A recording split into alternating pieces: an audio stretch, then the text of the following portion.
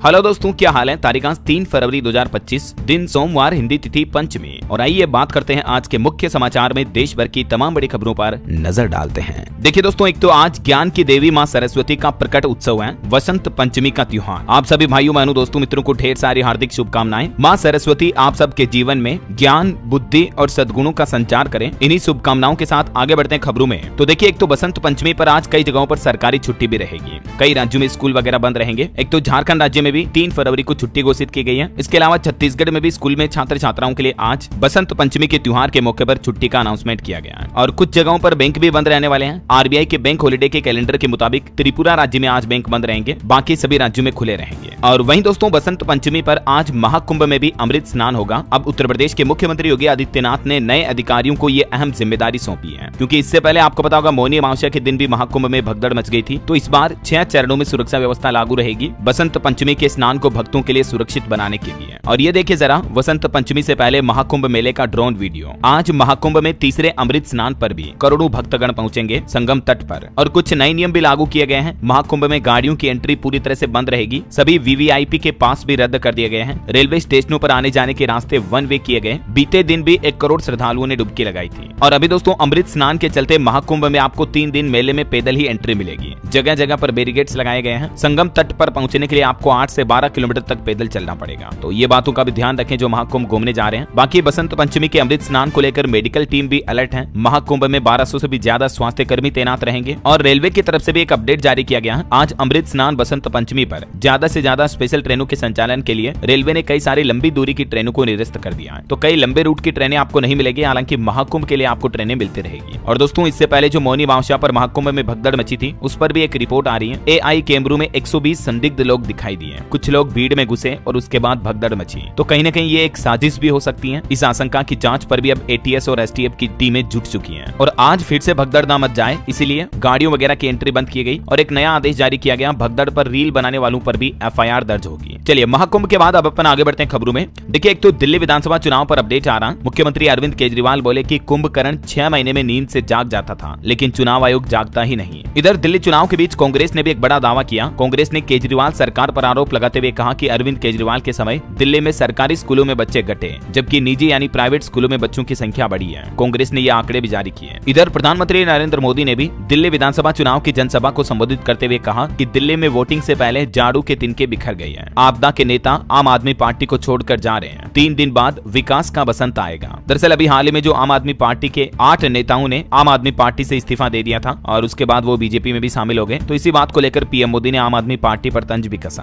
चलिए अगली खबर देखिए। एक बड़ी दुख भरी खबर आ रही दोस्तों। बीते दिन गुजरात में एक बड़ा हादसा हो गया। श्रद्धालुओं की एक बस खाई में गिरी, जिसमें 5 श्रद्धालुओं की जान चली गई। 35 गंभीर रूप से जख्मी हो गए। ये सभी मध्य प्रदेश के रहने वाले थे। 48 तीर्थयात्री इस बस में सवार होकर त्र्यंबकेश्वर से द्वारका जा रहे थे। और ये जो 35 जख्मी हुए, घायल हुए, इनमें से भी 17 की हालत काफी गंभीर चल रही है। वहीं किसान आंदोलन पर बड़ी खबर देखिए। शंभू और खनौरी मोर्चे को भी किसानों ने मीटिंग के लिए न्योता भेजा है। 9 फरवरी को सांसदों को देंगे मांग पत्र और 15 फरवरी को पंजाब चंडीगढ़ में किसान भाई लोग आगे के आंदोलन की स्ट्रेटेजी भी बनाएंगे। और इधर पंजाब में देखिए, अमृतपाल पर दर्ज सभी एफआईआर हाईकोर्ट ने मांगी। 17 फरवरी तक रिपोर्ट देने का निर्देश भी दिया। डिब्रूगढ़ जेल में बंद है अभी खडूर साहिब सांसद। चलिए अगली खबर देखिए। वक्फ संशोधन बिल को लेकर जेपीसी मेंबर ने राय बदलने का आरोप लगाया। बिना परमिशन के असहमति नोट एडिट किया। पूछा कि आखिर हमें चुप क्यों किया जा रहा। और वहीं आपको पता होगा, हाल ही में कुछ दिनों पहले जम्मू कश्मीर में जो लोगों की रहस्यमयी मौतें हुई थी, तो इस मामले पर अब दिल्ली एम्स के वैज्ञानिकों की एक टीम भी जम्मू के राजौरी पहुंची। यहाँ 11 मरीजों से बातचीत भी की। इनकी क्लिनिकल हिस्ट्री भी निकाली। अब तक 17 लोगों की मौत हो चुकी है जम्मू के राजौरी के एक गाँव में रहस्यमयी तरीके से। तो अब इस पर भी जांच चल रही है। इधर महाराष्ट्र में भी देखिए, जीबी सिंड्रोम से अब तक 5 लोगों की मौतें हो गई। असम राज्य में भी एक 17 साल की लड़की की जान चली गई। वहीं पश्चिम बंगाल में भी जीबीएस की वजह से 3 मौतों का दावा किया जा रहा है। जीबीएस यानी गुइलेन बेरे सिंड्रोम, ये एक तरह का बैक्टीरिया से फैलने वाला डिजीज है। मैंने आपको इसके बारे में बताया भी था अपडेट पहले भी, है ना। चलिए अगली खबर देखिए। केंद्र सरकार के सभी मुद्दों की विस्तार से जांच के लिए समिति गठित की जाएगी। केंद्रीय वाणिज्य मंत्री पीयूष गोयल ने बात की जानकारी दी। जो अभी हाल ही में बजट में वित्त मंत्री निर्मला सीतारमण ने make in India make for world को आगे बढ़ाने के लिए जो छोटे मध्यम और बड़े उद्योगों को कवर करने वाले मिशन की घोषणा की है, तो इस मिशन पर केंद्रीय वाणिज्य मंत्री का यह कहना है। वहीं देखिए, इंडोनेशिया में भगवान मुरुगन मंदिर का निर्माण करवाने के मामले पर पीएम मोदी ने कहा कि दोनों देशों के बीच सदियों पुरानी विरासत का नया नया स्वर्णिम अध्याय है ये। प्रधानमंत्री ने इंडोनेशिया में बन रहे इस मंदिर पर खुशी भी जाहिर की। पीएम बोले कि भारत और इंडोनेशिया का रिश्ता राम और बुद्ध का है, हम हजारों साल के इतिहास से जुड़े हैं। पीएम मोदी वर्चुअली तरीके से जकार्ता के महाकुंभभिषेकम में भी शामिल हुए हैं। अभी हाल ही में आपको पता होगा इंडोनेशिया के राष्ट्रपति भी 26 जनवरी गणतंत्र दिवस समारोह में मुख्य अतिथि के तौर पर शामिल हुए थे। और अब इंडोनेशिया में मंदिर का निर्माण होना, तो ये कहीं न कहीं भारत इंडोनेशिया के बीच मजबूत रिश्तों को दर्शाता है ना। चलिए अगला अपडेट आ रहा, डीआरडीओ ने उड़ीसा के तट से वायु रक्षा प्रणाली का भी सफल परीक्षण किया, टारगेट को भी ध्वस्त किया। इससे इंडियन आर्मी की ताकत और बढ़ेगी। और वही खबर है, भारत की यात्रा पर आए हैं अभी यूके के प्रिंस एडवर्ड, 3 दिन तक Duke of Edinburgh international award के लिए प्रचार करेंगे। चलिए अगला अपडेट देखिए दोस्तों, बजट के बाद एक रिपोर्ट सामने आ रही है कि बजट 2025 की वजह से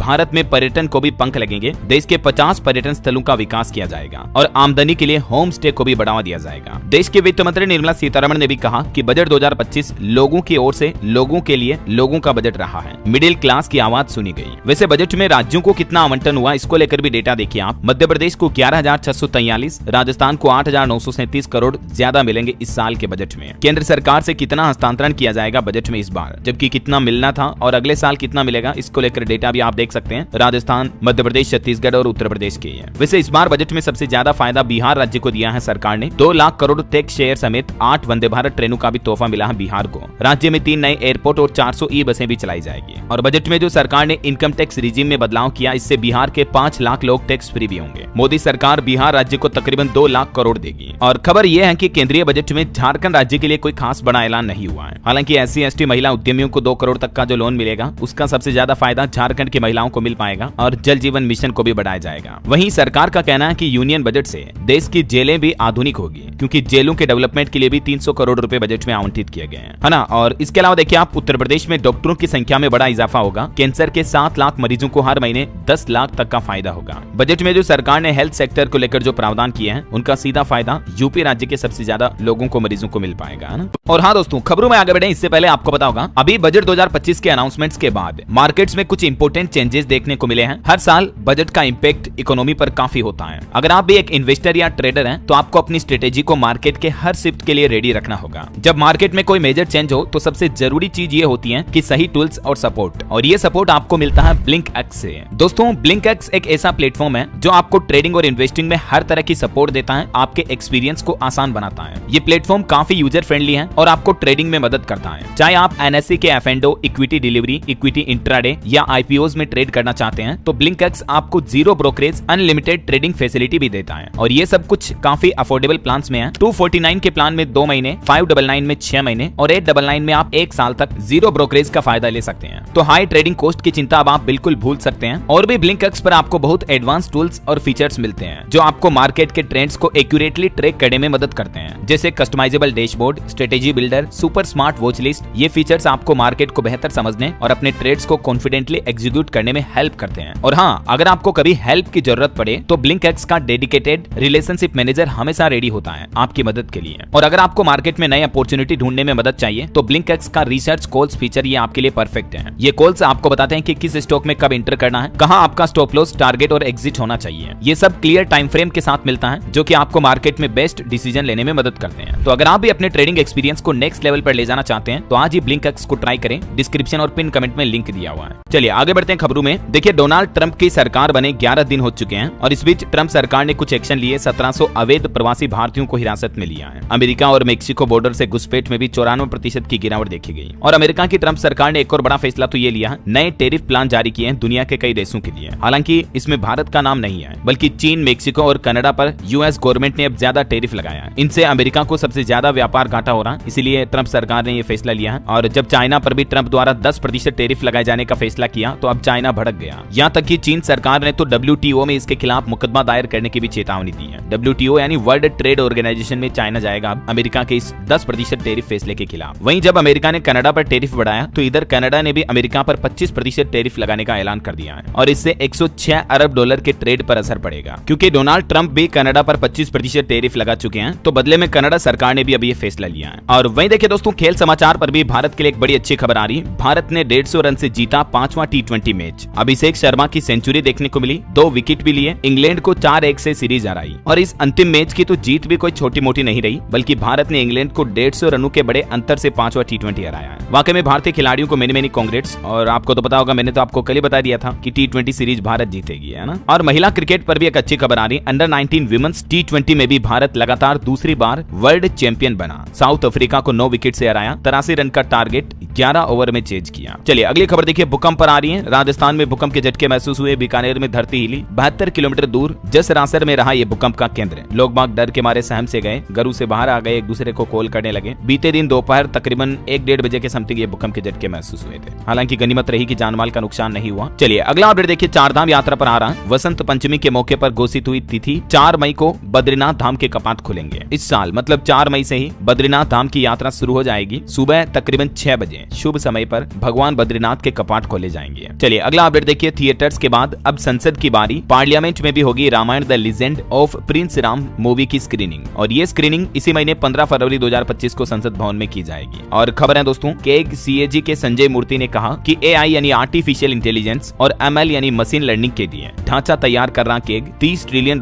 की अर्थव्यवस्था बनेगा हमारा भारत। और उनका कहना कि भारत की इकोनॉमी को बढ़ावा देने के लिए हमें नई तकनीकों को अपनाने की आवश्यकता है। और वहीं खबर है, केंद्रीय गृह मंत्री अमित शाह भी 5 फरवरी को त्रिपुरा में नियुक्ति पत्र वितरित करेंगे। मल्टीटास्किंग स्टाफ ग्रेड डी के पदों के चयनित अभ्यर्थियों को ये नियुक्ति पत्र दिए जाएंगे। और देखिए उत्तर प्रदेश के मुख्यमंत्री योगी आदित्यनाथ का कहना है कि पर्यावरण संरक्षण के सिलसिले में यूपी सरकार ने 8 वर्षों में 2 करोड़ 10 लाख पौधे लगाए हैं। और खबर है, संयुक्त राष्ट्र महासभा के अध्यक्ष फिलेमोन यांग भी इस महीने की 4 तारीख से 8 तारीख तक भारत की यात्रा पर रहेंगे। यूनाइटेड नेशंस के अध्यक्ष कल से भारत दौरे पर आ रहे हैं। और वहीं देखिए दोस्तों, बीते महीने जनवरी में भारत सरकार को जीएसटी के रूप में कुल 1,95,000 करोड़ रुपए से भी ज्यादा का राजस्व यानी टैक्स कलेक्शन प्राप्त हुआ, जो कि पिछले साल जनवरी 2024 की तुलना में लगभग 12.5% ज्यादा रहा है। और दिल्ली चुनाव के कैंडिडेट पर भी एक बड़ी चौंकाने वाली रिपोर्ट देखिए आप। 19% आपराधिक और 12% गंभीर आपराधिक छवि वाले उम्मीदवार दिल्ली विधानसभा चुनाव के मैदान में खड़े हुए हैं। मतलब देखिए यार, राजनीति में तो कितने ज्यादा ऐसे लोग भरे पड़े हैं। वहीं सरकार ने रिपोर्ट जारी की, केंद्रीय बजट में जम्मू कश्मीर के लिए भी 300 करोड़ रुपए का प्रावधान रखा गया है। जम्मू में निवेशकों को भी प्रोत्साहन मिलेगा। और महाकुंभ में जो हाल ही में मौनी अमावस्या पर हादसा हुआ था, उसको लेकर दाखिल की गई जनहित याचिका पर भी सुप्रीम कोर्ट ने संज्ञान लिया। आज 3 फरवरी को इस मामले पर सुनवाई होगी। बहरहाल अभी तो कुछ और महत्वपूर्ण और काम की खबरें देखेंगे अपन, लेकिन फिलहाल वक्त तो चला है आज के ताजा मौसम समाचार जानने का। और हाँ, आपसे एक रिक्वेस्ट ये है कि अगर आप डीएलएस न्यूज चैनल पर पहली बार आए हैं और अभी तक भी चैनल से जुड़े नहीं हैं, तो जुड़ जाइएगा। चैनल को सब्सक्राइब करके बेल आइकन जरूर दबा दीजिए और इस वीडियो पर एक लाइक और शेयर भी अवश्य कर देना, ताकि आपको रोजाना की ताजा खबरें, महत्वपूर्ण मुख्य समाचार, काम के न्यूज अपडेट सबसे पहले आपके मोबाइल पर मिलते रहेंगे। ओके, और चलिए अपन बिना टाइम वेस्ट किए सीधा आगे बढ़ते हैं खबरों में। देखिए, एक तो मौसम विभाग ने चेतावनी जारी की है। 10 राज्यों में आज कोहरा छाया रहेगा। राजस्थान में आज से बारिश की संभावना। मध्य प्रदेश में तो अभी तापमान गर्मियों जितना पहुंच चुका, 32 डिग्री के पार। जम्मू कश्मीर और लद्दाख में बर्फबारी का भी अलर्ट है। हालांकि मौसम विभाग का कहना कि अगले 5 दिनों के दौरान हरियाणा, पंजाब, राजस्थान,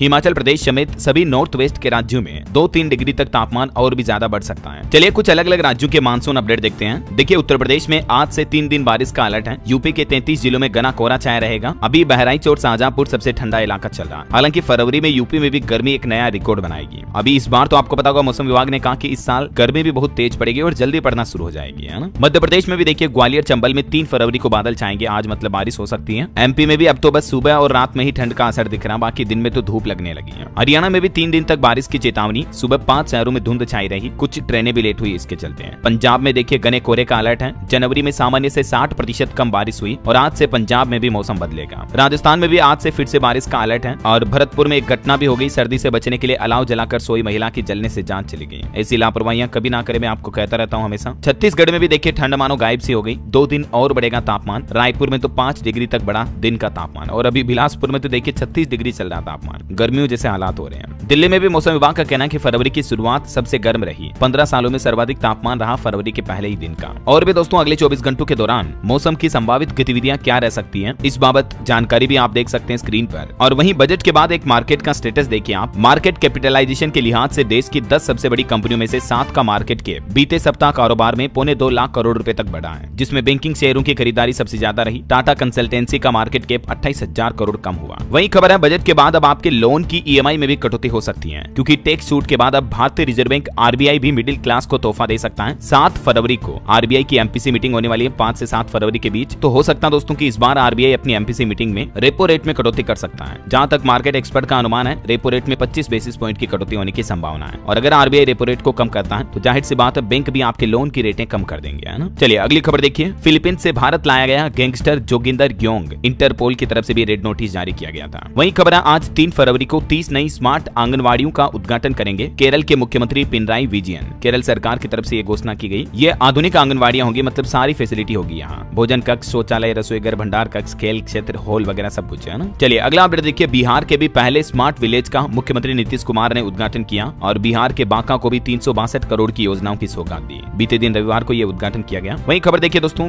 गुरमीत राम रहीम ने कहा कि लड़कियां बुरे कर्म की कसूरवार नहीं है, आदमी महापाप करता है, वह उसका टाइम था। जबकि आपको पता होगा साध्वियों के यौन शोषण मामले में अभी उम्र कैद काट रहे हैं ये बाबा राम रहीम, और अभी ऑनलाइन इस तरह के ज्ञान भी बांटे जा रहे बाबा के द्वारा। और बॉलीवुड से खबर है, नई भूमिका में दिखेंगे सीआईडी के दया, कुछ तो गड़बड़ है दया। अब ये सस्पेंस और थ्रिल फिल्म में एक साथ नजर आएंगे। दयानंद सेठी भी प्रोड्यूसर बने। चलिए महाकुंभ से जुड़े कुछ अपडेट देखते हैं दोस्तों। एक तो आज बसंत पंचमी के मौके पर जो तीसरा अमृत स्नान होने जा रहा, इस मौके पर 400 महाकुंभ विशेष रेलगाड़ियां चलाएगा रेलवे। प्रयागराज रूट पर चलाई जाएगी अलग अलग ट्रेनें, है ना। वहीं एक दुख भरी खबर देखिए आप, सड़क हादसे में नेपाल के 5 नागरिकों की मौत हो गई। ये भी महाकुंभ से लौट रहे थे यात्री। और महाकुंभ में जो महामंडलेश्वर होते हैं उनको लेकर एक चौंकाने वाली ग्राउंड रिपोर्ट सामने आ रही है। देखिए कुछ तो बियर बार मालिक से लेकर कुछ रेप के आरोपी हैं जो अभी महामंडलेश्वर बने हुए हैं, अखाड़ों में पावरफुल पद पर हैं, यहाँ तक कि इनको प्रोटोकॉल तक मिलता है। अभी प्रयागराज महाकुंभ के बीच किन्नर अखाड़ा काफी विवादों में चल रहा है। हाल ही में जो एक्ट्रेस ममता कुलकर्णी को भी महामंडलेश्वर बनाया गया तो उसका भी विरोध हो रहा। और अभी खुलासा हुआ कि महामंडलेश्वर में कई ऐसे लोग हैं जो आपराधिक गतिविधियों से जुड़े हुए हैं और अभी महामंडलेश्वर बने हुए हैं, मतलब देखिए आप। वहीं खबर देखिए, मुख्यमंत्री योगी आदित्यनाथ ने भी 73 देशों के राजनयिकों से संवाद किया और कहा कि यूपी में आध्यात्मिक टूरिज्म की असीम संभावनाएं हैं। बीते दिन दोस्तों दुनिया के 118 सदस्यीय विदेशी प्रतिनिधिमंडल ने भी महाकुंभ में संगम स्नान किया और इन्होंने भारतीय संस्कृति की सराहना भी की। वहीं महाकुंभ में जो भगदड़ में घायल हो गए थे उन घायल श्रद्धालुओं से भी मिले सीएम योगी। मरीजों से कहा कि घबराना मत, सब ठीक हो जाएगा, हर संभव मदद देने का आश्वासन भी दिया। चलिए महाकुंभ के बाद आगे बढ़ते हैं खबरों में। देखिए खबर, अब बिहार के किसी भी सरकारी दफ्तर में आपको नहीं दिखेगी गंदगी। सभी अफसरों और कर्मचारियों को मुख्य सचिव की तरफ से नया टास्क दिया गया है और सभी सरकारी ऑफिसों की रोज साफ सफाई का आकलन करके सहायकों को स्थिति से अवगत कराना होगा। और हिमाचल में भी देखिए सुक्खू सरकार ने एक नया फैसला लिया है। अब सरकारी मेडिकल कॉलेज में एक ही कैडर होगा। हिमाचल के सभी सरकारी मेडिकल कॉलेज और सुपर स्पेशलिटी संस्थानों में अब एक सामान्य कैडर होगा। मुख्यमंत्री सुखविंदर सिंह सुक्खू सरकार ने सैद्धांतिक फैसला लिया है और इससे फैकल्टी प्रमोशन के अवसर भी बढ़ेंगे, है ना। वही खबर है दोस्तों, बजट 2025 में सरकार ने यह भी प्लान तय किया है, विकसित देशों की तरह अब भारत भी करेगा डीप ओशियन रिसर्च, यानी समुद्रों की गहराई में रिसर्च करेगा। और इसके लिए भी वित्त मंत्री ने 600 करोड़ रुपए का बजट जारी किया। 6000 मीटर की गहराई पर समुद्र में रिसर्च करेंगे भारतीय वैज्ञानिक। वही खबर है, बजट 2025 में लॉन्च होगी नई सेंट्रल केवाईसी रजिस्ट्री भी, जिससे कि बार बार केवाईसी कराने का झंझट खत्म होगा। अब सरकार इस तरह का नया advance central KYC system launch करने जा रही है। और वहीं देखिए मध्य प्रदेश के शिक्षकों का भी महाकुंभ जाना अब मुश्किल हुआ, क्योंकि 15 मई तक एमपी के शिक्षकों को छुट्टी नहीं मिलेगी। मध्य प्रदेश सरकार ने बोर्ड परीक्षाओं के मद्देनजर सभी टीचर्स की छुट्टियों पर रोक लगा दी और एजमा एक्ट भी लागू कर दिया। और पंजाब सरकार का भी प्लान देखिए दोस्तों, सिंगापुर जाएंगे पंजाब के 36 सरकारी टीचर जो कि विदेशों में ट्रेनिंग लेंगे। 53 साल से अधिक उम्र वाले नहीं कर सकेंगे आवेदन। पंजाब के शिक्षा मंत्री हरजोत सिंह बेंस ने बात की जानकारी दी। अगले महीने मार्च में इन शिक्षकों को ट्रेनिंग के लिए भेजा जाएगा।